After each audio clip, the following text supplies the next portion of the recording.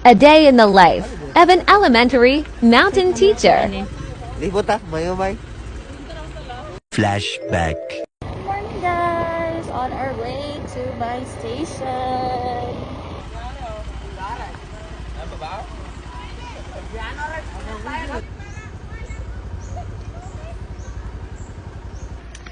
So guys, adto mi sa pikas nga dalan kay na ay nabalabag nga truck. Yes, so adto mi moagi sa humay-humay. So dito siya dapit sa kuan.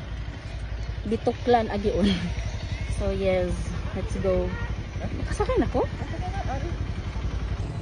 Sinagan kayong tao ang nag-standby and also the truck. Dili kalusot.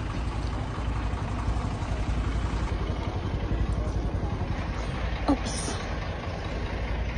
Okay, let's go.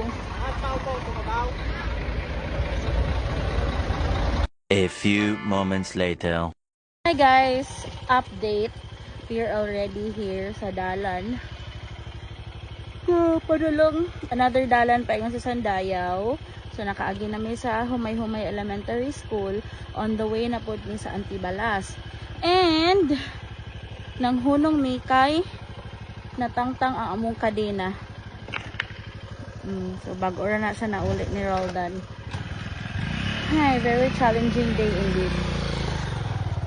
Na among agian ang Sandayaw kay napadito gyud sa dulo.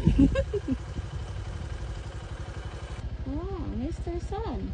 Meanwhile. Okay, bye-bye.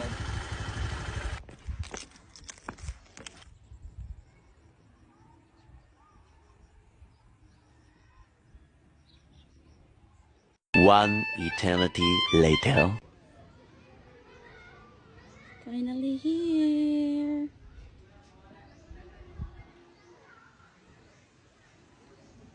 Bye, guys.